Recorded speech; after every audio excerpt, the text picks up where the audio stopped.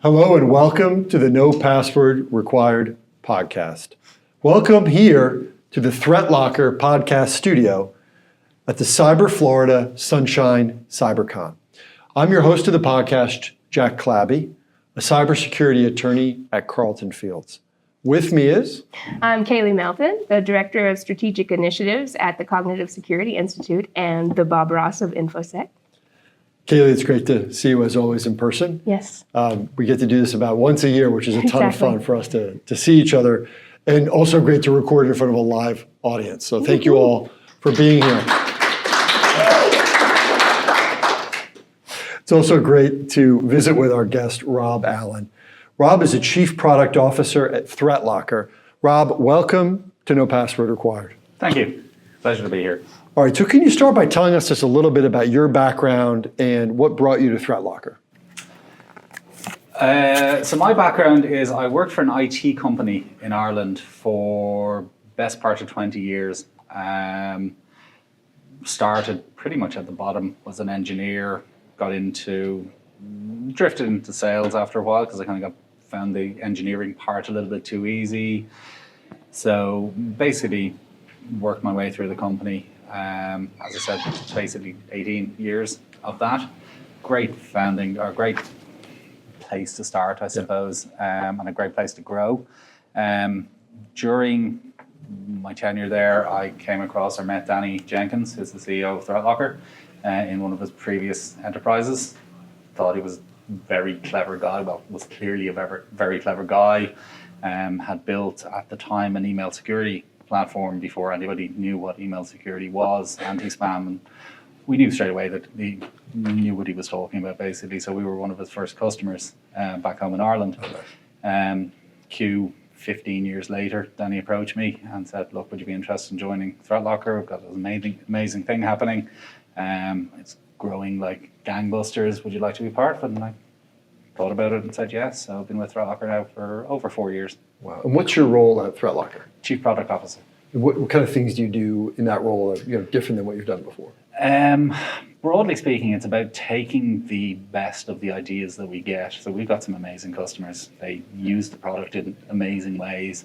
They have great ideas about how it can be better and how it can be used better for their particular purpose. But very often, if something suits one customer or something is good for one customer, it'll very often have benefits for all. So it's about taking those ideas and basically trying to bring them to fruition.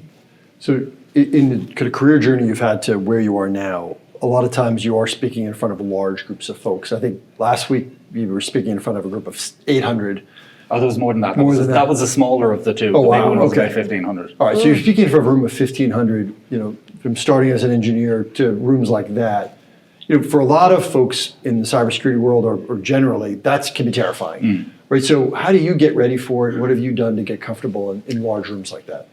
So it once terrified me, very much so. If you told me 4 years ago that I'd be speaking in front of 1,500 people, I would have laughed at you because there was no way.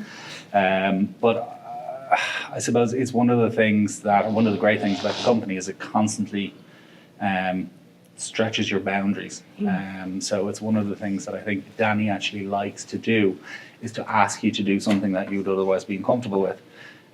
So it started off doing, webinars because it was back in 2021 and there was no conferences, there was no events, there was no people. So it was just talking in webinars. That was terrifying at that stage. Yeah. Then obviously when things started opening up again, there was more opportunity to go to events, then, start speaking at smaller ones. Again, terrified at first. But realistically, you get used to it over time. Zero Trust World, our event that just finished last week, it was the biggest yet with, as I said, 1,500 people or more there. And I try to approach, particularly the speaking parts of it, with a sense of zen. Okay. What will be, basically. So it's just, whatever happens, it's going to be fine. Myself and Danny have quite a good rapport.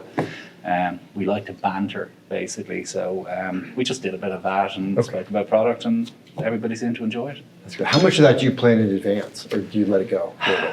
So Once upon a time, I did very much plan these things in advance. So presentations, that kind of stuff. I very clearly know what I was going to talk about, where I was going to go, what the direction it's going to take. Probably less so now, even with the likes of this. I mean, basically, it's just roll with it pretty much. But again, I suppose that is ultimately a skill that you learn over time. What advice would you give to someone who is sort of going through that same thing, like going from locked in an IT closet to delivering keynotes? I mean, basically, don't be afraid of it. It's natural to be nervous. Yeah. One of the ways that I know I'm nervous, and this is going to sound really weird, but one of the ways I know I'm nervous is if I yawn. So generally, I will yawn before presentations, and I go, that's because I'm nervous. But generally speaking, it's just a process. Start somewhere. Yeah. Really, it's nothing to be afraid of. I mean, my major concern when I started doing this was that I was going to A, say something stupid, or B, say something that would get me cancelled. Yeah. And I've managed to not do either. Yeah. Yet. There's still time. I don't know how long we've got in this podcast, but there's still time for me to do one or both of those things. But yeah, that was my main concern. And once you realize that realistically you're not likely to do either of those things, it becomes easier. Yeah. We know that we probably feel a lot of questions about zero trust. We do want to ask about that, right? If an organization is considering adopting zero trust, they might hesitate because they don't want to slow things down. They have this perception that zero trust is going to slow things down. How do you work with them to get comfortable there? And how can you adopt zero trust without that dreaded idea that you're going to have a drag on efficiency? Well, it need not. Okay. I mean, realistically, there's two. I mean, if I was to try and sum up zero trust in as concise a way as possible, it would basically be denied by default. Okay. But there is an important caveat to deny by default, which is deny by default, permit by exception. And it's the permit by exception that allows organizations to continue to operate. That's what lets you do business, basically. And the vast majority of users pretty much do the same things in the same way with the same software every single day. And fundamentally, all we do with ThreatLocker is we set guardrails around that. And we say, look, as long as you operate within these boundaries, as long as you use these pieces of software, these programs in these ways, you're not going to even know we're there. Now, if you step outside those boundaries and try and run a remote access tool or a coupon clipper from China or something like that, then absolutely we're going to stop you. But again, that's not necessarily going to inhibit productivity. As I said, productivity is done, generally speaking, with the same tools every day. And what kind of mistakes are companies making? Like, what's the biggest mistake if they try to implement zero trust where they might have a failure point? Well, I mean, first of all, zero trust is not a product. It's not something you can go out and buy. And anybody who does go out and try and buy zero trust is probably going to be very confused and very mistaken, because it's not. It's a mindset. It's a way of looking at things. But I think the biggest obstacle that we come across is inertia. It's, why do we need to do this? We've never had a problem, we've not been hit. And unfortunately, we've never had a problem, we've not been hit. It's probably only a matter of time before you are, at which point you're going to go, oh, maybe we should have done something differently. One of the things that we try and do is to educate people that there is something that you could do differently before the bad thing happens rather than after. But as I said, unfortunately, it sometimes is after. We haven't had a 20-year storm here in 30 years. Yeah. It will never happen, right? Yes. We did try in our house to do a version of zero trust in the household downloads with kids who are 10, 13, and 15. And it smoked out a lot of odd things that were being brought into the home environment. Well, imagine. Which was good. Imagine. So I can't imagine if you have a growth stage company that attempts to begin to implement that on those principles. What do you think, where do you see zero trust in 5 years, right? Because everyone talks about AI-driven threats. How do those fit together? What do you think is going to happen next for this space? I think to some extent, one of the best things about zero trust is it's not reactive. Okay. You don't have to respond to each individual threat, each individual technique, every new thing that a bad guy is doing, every new piece of malware. I mean, the beauty of default deny is you're going to block all of these things by default, so you don't typically need to respond. And it's quite a common question we are asked. Now, from time to time, we do come across new techniques that are used, new things, new ways tools are being misused. And that is something that's really common. I mean, living off the land is a huge issue.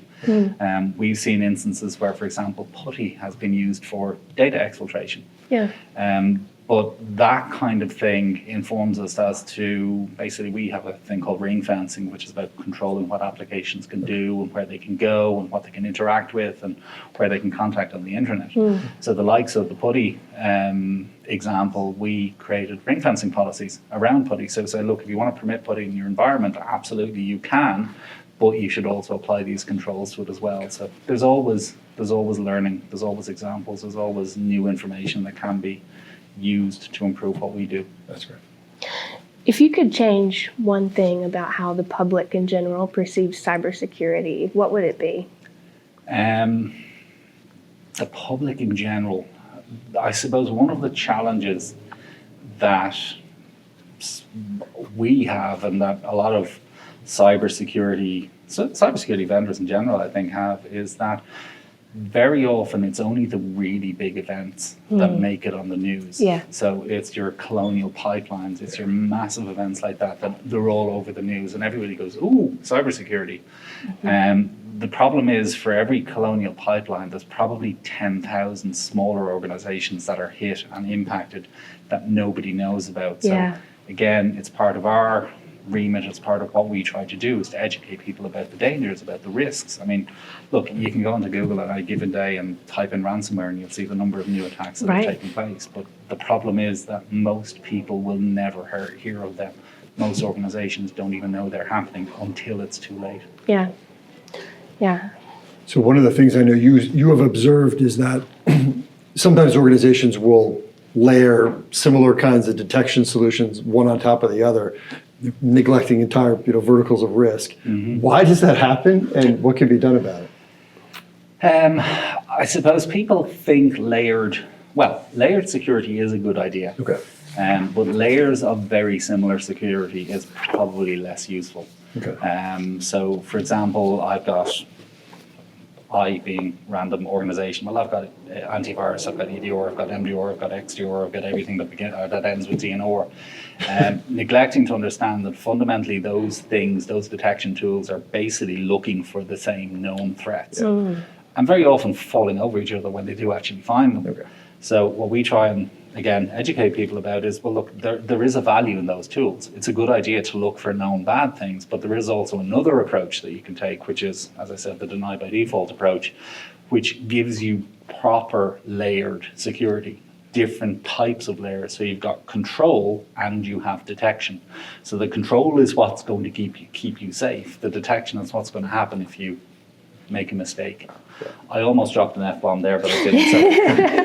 It's all right. We had in our last podcast recording, we had someone use a curse word, I don't think it was our first time ever. No. But we had one yesterday. Well, I'm glad I wasn't the second. Yeah, but you wasn't the second. Everyone gets one, I think. It's right. Free pass. It's like the Free pass. PG-13 Oh, rating. I'm going to have to choose now. When Yeah, Gets you one. have to use it Gotta be very right, strategically. punctuate. Watch this space. We do have a live audience. We have a pretty good cross-section here. If anyone has any questions, they can throw their hand up at any point during this, and we can weave it in. One thing I do want to ask about is that AI, artificial intelligence, look, I subscribe to a number of, as a cyber lawyer, a lot of newsletters. I get emails, aggregators every day, and everyone's very excited about AI and what it's going to mean. I know AI is at the center of one of your frustrations with the cyber industry. Can you kind of explain that, where that frustration comes from? It's basically that it's kind of like an AI arms race. A lot of cybersecurity products is like an AI arms race. It's like my AI is bigger than your AI, and my AI is better than your AI. Neglecting to consider that basically AI is just as likely to be used against you as it is to protect you. Again, one of the beauties about the deny by default approach is that you don't need AI to help you make decisions about what's good and bad, because fundamentally we don't care about what's good or bad. We care about what's allowed and what's not. And if it's allowed, it's going to be allowed. If it's not, it's not. So there's no decisions, there's no is this good or is this bad really required. Yeah, that's a great point. So Thank you. But I like allowed, but that's a great thing. I thought so. But I haven't heard that about, allowed versus, it's not good or bad, right? You're not making calls. You're just saying, is it allowed? That's the call. Absolutely. Yeah. And again, the good or bad So the grey area about what's good and what's bad, I mean, as I said, putty is one example. Yeah. Putty is a perfectly legitimate tool often used by administrators. It can also be used for data exfiltration. Right. AnyDesk is the remote access tool. Any kind of choice. remote Yeah. access Any tool. type of Right, remote access exactly. tool, really. I mean, I mentioned before that one of my, and I know favorite is a terrible word to use in this situation, but one of my favorite cyber attacks over the last number of years was on I'll get to it. But it was on a water treatment facility here in Florida. And it was described in the news, on the press, as an advanced cyber attack. And it was basically, they started playing with the chemical balance in this water treatment facility. But again, described it as an advanced cyber attack. And it was TeamViewer. Yeah. TeamViewer was sitting on somebody's Yeah. machine, and look, we know how it happens, which is like some third party at some distant point in the past said, I need to get access to your machine, can you install this thing for me? Gets installed, sits there forever as a potential way into the network. I mean, I've had organizations I've worked with where a tool like TeamViewer is on 20% of the machines, even though the organization doesn't use TeamViewer. Oh my God. But yeah, as I said, terrible is an awful way of describing it. But I like the picture in my head is basically like Homer Simpson in the in the nuclear plant, sitting there watching, and all of a sudden chemical balances start getting changed. But as I said, it was just TeamViewer. So, speaking of frustrations and stressful situations, you've described yourself as being so laid back, you're nearly horizontal. I think that may have been a mistake. But anyway, continue. Crack on. All right. So, in such a high stress world, such as cybersecurity, that seems like a positive thing. But is this something you had to develop, or has that just always been the case? No, I wouldn't say so necessarily. Look, we all grow up over time to a greater or lesser degree. Some more than others, but I mean, there was probably a time earlier on in my professional career where I would have been a little bit more impatient with others. Yeah. I suppose as you mature, you realize that I mean, everybody's got their own skill set, everybody's got their own motivations, and I suppose understanding them and to some extent using them is really important. Yeah. I don't think, generally speaking, that being stressed about pretty much anything helps. I don't think stress improves any situation, so I try not to add to it, either for my own or for other people. Yeah. Now, look, again, not everybody's the same, and I think a really good thing about our company is that there are some people like me who are relatively laid back, and there's some people who are go. Right. And Mandy knows who I'm talking about here. But both are, I think, ultimately both are positive, and I think a good organisation will have a balance of all, or balance of both. Yeah. That reminds me of Zen saying I heard once. It's like, can you, if you're having an issue, can you do anything about it? If not, don't worry. If you can, don't worry. Because either way, it's going to be Absolutely. one or the other. Yeah, no, absolutely. So, in creating that nice mix, do you hope that your team will also adopt this near horizontal mindset?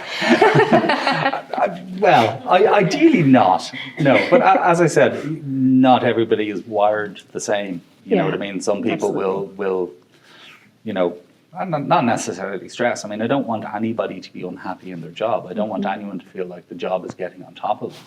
Yeah. But again, everybody is different. So, I mean, if you explain to somebody the importance of something getting done or whatever the case may be, different people will take things in different ways. You know, some people will run off and, you know, get it solved immediately. Other people will do it at a slightly more leisurely pace. Yeah. But no, again, it's not a everybody should be like this. Right. But it's, look, at the end of the day, a job is a job, and it should not make you stressed or unhappy in any way. Yeah. Yeah. Especially spending so much of your life doing that thing. Absolutely, a huge portion. So, working with such a wide range of cybersecurity professionals and, you know, again, valuing the differences that everybody brings, are there any specific qualities that you feel separates the really great professionals from the just good? That's an interesting question. I mean, it probably goes back to a much bigger question about basically doing what you love and doing what you were most interested in. It was something that I was extremely blessed with, was that my hobby was computers. And the fact that I was able to find a career in computers was great, because if I wasn't doing it in work, I would have been doing it at home anyway as a hobby. So I think if you can find something like that, something you have a genuine interest and passion in, and then can get someone to pay you for it, that's just the perfect scenario. That's an absolute win-win. Yeah, I totally agree. We like to talk sometimes on the podcast about the power of mentors and the power of mentoring. And I know you described the ThreatLocker CEO, Danny Jenkins, as a mentor. And sometimes that guidance of mentors goes outside of work, right? Can you talk a little bit about how Danny Jenkins has helped improve your life, outside of the corporate setting? Outside of the corporate setting, well, I mean, inside the corporate setting, it's immeasurably improved. I mean, the fact that I am here now is basically 100% down to Danny. There's no two ways about that. I mean, outside, I suppose he's the kind of individual who will give advice or opinion on pretty much anything. So, I mean, we bought a house last year, so he came out and he had a look at the house and he gave some suggestions on the house. Amazing. Which was really, really appreciated, because again, I'd never bought a house in Florida before. I didn't know what to look for in a house in Florida. So we actually looked at a couple of them. He came out and looked at one and he was like, don't like that, there's spots on the roof, that's probably damp, and that kind of thing. I mean, he came out and cast judgment on my swimming pool. And very much cast judgment on my swimming pool. He was like, this is ridiculous, like your jacuzzi is going this way and that way, and then your pool is over there, and it should all be one. And really appreciate that. But no, it's his advice generally, one of his, I don't know if it's a good or a bad thing, but he's generally right about things. Okay. So it makes sense for me to listen to when he does advise me about this or about these things, because, as I said, he's invariably right. And that does apply to work as well, but that's a whole other thing. Rob, we also understand that you were recently the victim of a crime, and that it may have been linked to certain folks who are prominent with Cyber Florida. In the room, who right are now. with us now. And I don't want to, Yeah, we really appreciate you. Do you see how close this bag is to me right now? So this is not getting out of my sight. So what happened? What did happen with that situation? Let's get To be perfectly honest, it's quite difficult for me to talk about because it's still so raw. I had the gang, let's call them what they are. Yes. Gang in question in my office for a pre-interview for this. And that includes Rex, who's the producer of the podcast. Yes. Okay. Let's name names. Yeah, let's name names. Okay. Yeah, I'm fully. So did the interview. I was actually feeling a little bit off that day. I ended up having the flu over the next few days, so I was feeling a little bit off. Gosh. But I struggled through it as best I could, and everything was fine. And they had brought a frankly obscene amount of equipment into my office.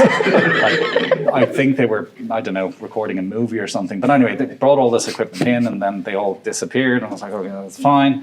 And then about an hour and a half later, I looked for my bag, which was nowhere to be found. And your bag was in the room at the beginning of that interview. When the gang arrived, yeah. And at the end of the bag was nowhere to be found. Nowhere to be found. This is horrible.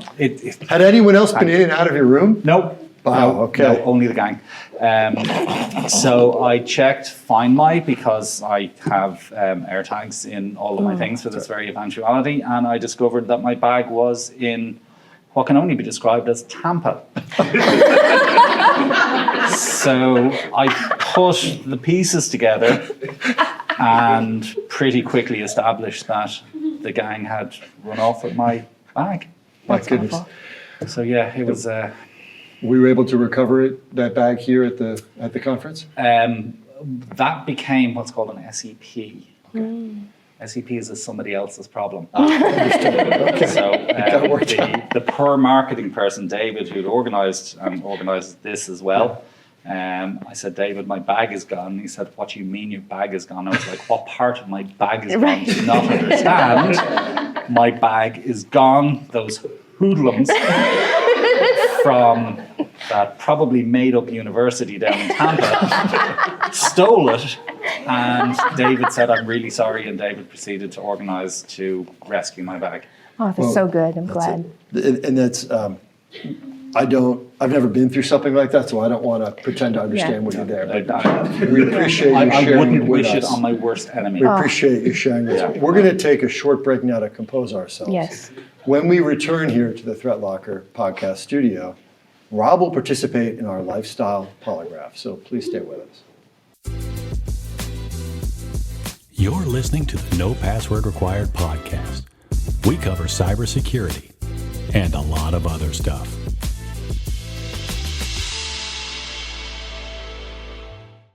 Welcome back.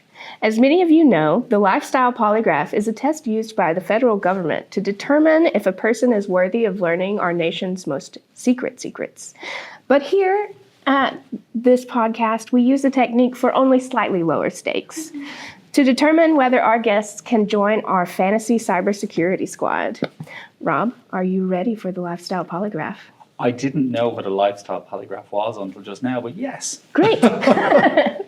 That's preferred. It's better if you don't prepare too much. If you could have lunch with any historical figure in tech, who would it be and why? Steve Jobs. Well, I mean, obviously there's certain practical reasons why that might not be possible right now. Yeah. But no, definitely. What would you ask him about? God, what would I ask him about? Probably the non-Apple bit. I thought that was really interesting. Just building something yourself, pretty much in a basement or a garage or a. Yeah. Is that the American word for it? Garage? Yeah. And having it all taken away from you and having to go and build something else and then coming back. I just think it's an incredible story and something that'd be really interesting to learn about. What's the word in Ireland for garage? They call it. Ooh. Well, technically we call it garage. Garage. Okay. Garage. Yeah. And there may be other words that I can't think of right now, but garage. There was the joke like, would there be a Silicon Valley without garages? You know, would have found another place to work on it probably. But there's something about a space where you can go work, come, shut the door, and go back to your life. And then keep it I'm not going to lie, that Yeah. actually sounds better than would there be a Silicon Valley without garages? That's fair. All right. Number 2. Some people have good addictions and some have bad ones. You have a tech addiction. What are some of your most interesting tech purchases? Probably my most interesting is the one that he tried to steal, which is my Vision Pro. Oh, wow. Yes, I am that guy. Yes, I got one. The story behind it is quite interesting, which is that I resisted temptation for some time. I do have a tendency to make outrageously expensive and very unnecessary purchases. So I've never heard of that. In this new industry. iPad comes out. I need to have the new iPad yesterday. And, you know, the all singingest and all dancingest of iPads, of course. It can't just be the base model or anything. So, yeah, ludicrously expensive purchases. But this pretty much took the biscuit. I resisted temptation for probably about somewhere between 6 and 9 months after it came out. And then one day, I get these, much like what I think is now is it the second? No, something for health. I get these little worms in my brain basically going. Exactly. Well, not exactly like that, but kind of like that. So I get these thoughts in my head. I'm like, I kind of like a Vision Pro. And it grows and it grows and it grows. And then eventually I can't think of anything other than having a Vision Pro. So I ordered one from one of the Apple stores nearby in Orlando. And I went to pick it up. And a really nice young lady, very excited young lady, said, so are you excited? And I was like, no. And she said, why not? Or why are you getting it? And what immediately popped into my head was because I'm an idiot. Oh, stop. Because I will buy anything with an Apple logo on it, including ones that cost nearly $4,000. Yeah. But I kind of felt guilty, and I didn't want to say to her because I'm an idiot. So Yeah. the best I could come up with on short notice was because I can. Oh, man. Oh, man. I know, it's terrible, but it was either because I'm an idiot or because I can, and I thought that because I can was slightly. it was the least bad answer I could give. Yeah. The nice Did you young just lady. smash it in front of her? And then get away with it? I just want it anyway. No, look, genuinely, I have since, so what tends to happen with these things, so as I said, a really expensive iPad, use it maybe once a fortnight or once a month. Typically tends to be travel related, so I'm sitting on a plane and playing with my iPad. And again, I know it's a really expensive way to, occupy a few hours on a plane. But the Vision Pro, as a piece of tech, it's amazing. I mean, I've used the whatever the Meta version of it is. It was kind of cool at the time, but this is just on a whole other level in terms of technology. But I've settled my current use for the thing is to watch movies. Oh, Now, cool. it's a really expensive way Yeah. of watching movies. I have, and again, this is like a deep, dark secret that I don't want to say to anybody. So I was in an airport one day, and there was a guy standing there with a dog under his arm and a Vision Pro on. And I went, I am never going to be that guy. Now, granted, I won't stand randomly in an airport. I don't have a dog, so I can't be that guy. Okay. But nor would I stand in a public place with a Vision Pro on because I feel like something. See, I avoided curse Yeah, words you again did. You did. there. But I have used it on flights, and it's awesome. Yeah. It is absolutely awesome. I mean, you're not talking about a little tiny little screen that you're looking at on the seat in front of you, nor you're talking about an iPad that's kind of this size sitting in front of you. You're talking about a full cinema. Yeah. Whilst sitting on a plane being Yeah. flown around. So it does have its uses, but I am very, very, very much aware that it is an incredibly large amount of money to spend on something that you might use for 2 or 3 hours when you're on a flight someday. What do you think, following technology like this, do you think that if civilization continues another 20 years, that we're all going to be having devices like this? Do you think wearables are going to be something that's going to be part of regular life? Absolutely. I mean, they already are to a greater, lesser degree. I mean, look, most people wear smartwatches. Yeah. And they very much, I mean, sometimes wear Apple Watch and have done for years. I mean, you could argue that AirPods are probably the most successful wearable there is because pretty much everybody has them.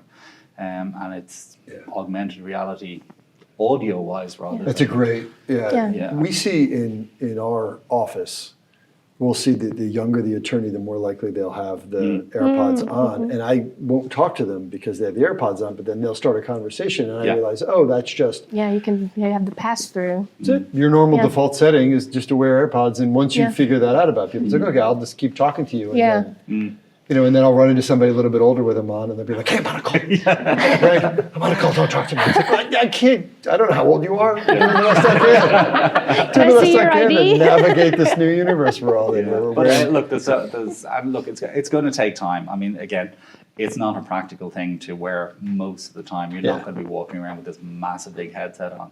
But there will come a time, there will come a day where, it might be something in ordinary glasses. I know little glasses were a thing for some time and it made people look ridiculous, but there will come a time when they can be in a smaller, cooler, sexier package. Yeah. And I'm all for it. I'm all for it. But until that day, I will wear my big, ridiculous headset. I love that. All right. Number 3. You've described Buc-ee's as the most American thing imaginable, and I have to agree with that. What's your go-to purchase when visiting the world's most unique gas station? Can I just say, first of all, could you just say the name of the place again? Buc-ee's. So, being Irish, I call it Buc-ees. Ah. I like that. And when I mention Buc-ees to American people, they have no idea what I'm talking about. Yeah. Buc-ees. And they're like, It's a guy who places a bet on That's a what I horse. was exactly. Yeah, Is that yeah. where you go to make bets? That's important too, but now we can do it on the our gas phones. station. Oh, Buc-ees. So yeah, Buc-ees is amazing. I quite frankly hate myself for loving it so much because it was suggested to me by our now Chief Revenue Officer, Shane Deegan. Shane said, as soon as I got here, pretty much, have you been to Buc-ees yet? And I was like, That's amazing. Immediate. Yeah. Do you have a place to live? You settle into your "Oh, no, have office, you been and to have you Buc-ees?" been? Yeah. So I was like, what's Buc-ees? And he goes, it's a gas station. I'm like, are you That's right. mental? Yeah. Yeah, it's a gas station. Yeah. Why would I want to go to a gas station? He goes, no, trust me. It's the most American thing ever. It is Yeah. awesome. So I, one day, basically said, okay, we're going to go for a trip. We're going to go to Buc-ee's. And it was life-changing. Life-changing. Yeah, you didn't know it could be like that. Yeah, genuinely. I mean, I visions of bald eagles in my head, of American flags flying. I was like, this is just unbelievable. It's so big, it's so brash, but it's so awesome. Sorry, what was the question? Oh, what would I buy in Buc-ee's?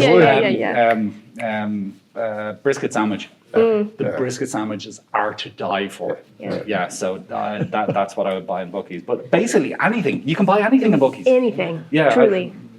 Yeah, possibly short of guns, but yeah, basically everything else. Give it time. I'm sure there's some. Yeah, I'm sure there's some. Maybe that's in Texas. Or, Yeah, exactly. But yeah, no, it's absolutely amazing. I actually went to NASCAR last week, Oh. which was a thing. Oh, wow, yeah, I okay. considered it basically like Buc-ee's on wheels. Was that your That's first fair. time going That's to? a It was my first fair time in NASCAR. description. Wow, that's yeah, it was awesome. It Okay. was, well, Or in the Florida. Yeah. but no, it was awesome. And like it was just cars going around in circles. Yeah. It wasn't really awesome, but when they crashed, it was like, yay, they crashed. And That's what everybody waits for. so yeah, that was basically Buc-ee's on wheels for me. Buc-ee's on wheels. Equally awesome. Yeah. All right. Number 4. Which scenario would bring you more joy? Attending a football match where your favorite team wins a title, or golfing with 3 friends and sinking your first hole in one?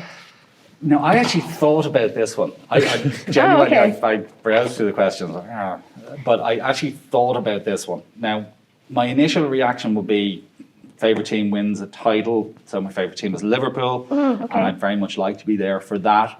Yep. But first hole in one. I cannot not say first hole in one because I've never had a hole in one. And I would very much like to have a hole in one. So the latter would be the answer to that Yeah. question. Liverpool's won enough. Like, No, they haven't. Maybe some more.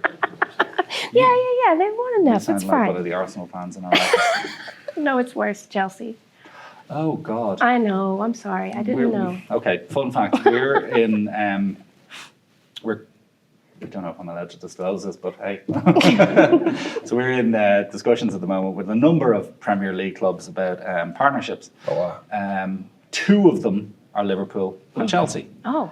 And obviously my preference is Liverpool Obviously, because I'm a man of impeccable taste. And the other option being the 3rd best club in London, the 3rd best team in London. I'm like, why would you associate yourself with the 3rd best team in London when you can associate yourself with the soon-to-be Premier League champions and European champions? I mean, it's a no-brainer as far as I'm concerned.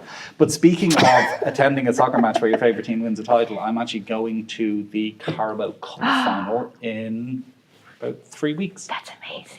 It's not quite a title. Well, it is It's kind a of a title. title. The So yes, matches I are will be always there for a incredible. title. So again, back to hole in one, please. Yeah. Thank you, if it can be arranged. Yeah, Chelsea and Liverpool always have great final matches against each other.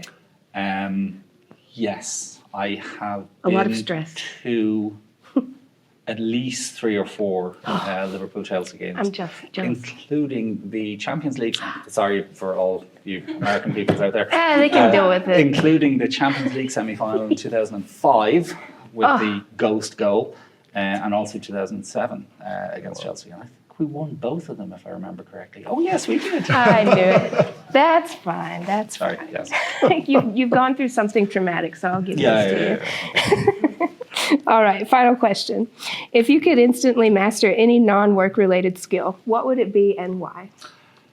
I actually did think about this one a little bit as well. And the answer is DIY. I would like to be good at DIY. It depresses me greatly. Well, it doesn't depress me greatly. Danny is awesome at DIY. He will build things. He will fix things. And since I've been here and since I'm a house owner here, I have had to dabble in DIY. So one of the things that came with my house, and I never thought I would have this, but one of the things that came with my house is people. So I have garden people. I have pool people, I have tree people, I have all sorts of different people that I never thought I was going to. I never thought I'd needed one person, let alone teams of people. I can't remember where I was going with this. DIY. Oh yeah, DIY. So as well as all of the people, there's certain things and tasks and bits that I volunteer to do around the house. So like, for example, my wife is very keen on plants. So we were digging holes to put plants in recently, and I managed to, my least favorite word, irrigation. Cut pipes. But I'm actually at this point getting quite adept at fixing my own mistakes. So I both made a large hole in a pipe and repaired the large hole in the pipe. That's fabulous. And I've never repaired a pipe before, so I was like, yay, go me. But I'd like to multiply that by 1,000. I'd like to be able to do all the things DIY-wise, so I wouldn't need at least some people. It's at least good to bringing you back to neutral. If you cause a problem, you can solve it. Exactly. At least in that respect. Most problems. Okay. Yeah, sometimes I do panicky ring people who can't actually fix these things. But no, I'm, as I said, I'm at least adept at fixing the things that I break at this stage. I have also, I'm not going to say mastered American electricity, but I have replaced some lights, I've replaced some fans, I've replaced light switches. A fan is hard. Yeah, a fan is hard. That's over your head and that's weight. That's like that's a tricky thing. Yeah, it wasn't the most difficult. Look, anything American electricity did for some time scare me. That's fair. I don't know why, because it's like puny electricity, which are whatever it is. It is. Like 110 versus 220, I think. Not like our proper electricity back home. Wow. But it still scares me because the cables are like really thick and it's all different to what I'm used to. But yeah, I'm not going to say I've mastered electricity, but we coexist. Coexist. That's good. So what do you think, Jack? Rob, I think you have made our fantasy cybersecurity squad. Absolutely. One, you have been a victim, and it's good to know sometimes when you're dealing with a victim to have that empathy. Yes. So I think that's one big piece of it. And two, I think one of those hurdles is you have been to Buc-ee's and you left. There's a lot of people who they never leave. They stay there. That's an option. Yeah. They never leave. Why did nobody tell me this? It once. Oh my God! It's an underground thing. Months ago. Yeah. I did. I have to confess, I did have a plan. So we had a fancy dress party at Zero Trust World last week, and one of my considerations for a costume was Buc-ee. Oh my God. Yeah, right. So you go in, you take pictures of Buc-ee and everything. Now, do yourselves a favor, okay? Google Buc-ee's costume. Oh my gosh. It's eye-opening. It's eye-opening. No. What I can tell you, it looks nothing like the Buc-ee you meet in the store. Oh, they don't want you having that It's kind of palette. I don't know. Yeah. Oh, I see. Okay. All But right. trust me, just look for it and be amazed at how unlike the actual Buc-ee it looks. Oh my gosh. My second option for a costume was actually I met recently the Orlando Magic. Oh yeah, the mascot. Yes. Oh yeah. What is Stuff. Yeah. Okay. Now It's like a dragon. Stuff Magic like a Dragon. dragon. Yes. Now, if you told me a year ago that I would have been excited about meeting a mascot, I would have laughed at you and said you were insane. But when Stuff came out to our office, I was genuinely. That's pretty awesome. It's Stuff. Yeah, that's a pretty good one. And I got a hug from Stuff, and he patted me on the head, I think, for good luck. And but yeah, I was really excited about that. But I have to admit, I did consider kidnapping both Buc-ee and Stuff and stealing their costumes. That's great. So I then thought better of it and ended up dressing as Fat Thor. You could probably just pay the folks at Cyber Florida, they'll go do it for you. Yeah, yeah. Part of Now that crime you- syndicate. That's an option? Yeah, well, let's turn this around. You use the gang for I know they're yourself. criminals and everything, but I mean, Rob, if people want to learn more about ThreatLocker or if they want to follow what you're up to out there, where should they go? ThreatLocker.com for a start. We have, I'm going to sound like every YouTuber that my kids watching, it's really depressing, but we have a YouTube channel that we do webinars on quite often, myself and Danny. Always educational, sometimes entertaining, involving, in this particular case, stuff. And helicopters and drones and all manner of things like that. That's great. Somebody did ask yesterday, so there was a comment on a video that a guy called David Bombal did. I don't know if you ever come across him, but he's an awesome cybersecurity YouTuber. And there was a comment underneath it, which was, what was it, Mandy? What's Rob's Instagram and YouTube or something? They were looking for my Instagram and YouTube. I was like, that's a really peculiar question. Long story short, just look up ThreatLocker. We're Okay, pretty perfect. much everywhere. All right, well, Rob, thank you so much. Can I just ask, by the way, sorry. Yeah, of course. What are the benefits of being in the Fantasy Cybersecurity Squad? So not being robbed. it gives you, you're now within the criminal conspiracy as opposed to a victim of the criminal conspiracy. Okay, that's So what happened to you the other day is the equivalent of being sort of jumped into a gang. Yeah. Gotcha. It's sort of, So I'm now one of you. Yes. Okay, I see. correct. Okay. And now all mascots should beware. Okay. All mascots should beware. We have a new object Yeah, in the conspiracy. yeah. Well, that wraps up today's show. Really big thank you to the live audience for being here and making this so much fun. Also, thank you to our sponsor, ThreatLocker, for the awesome podcast studio and for getting the word out here and for loaning us Rob for this segment. And we'll talk to you next time. Thanks, everybody. Thank you, Rob. That was a lot of fun. That was really good. Thanks for listening to the No Password Required podcast. Join us next time for more with your favorite cybersecurity personalities. In the meantime, consider liking, subscribing, and sharing this episode.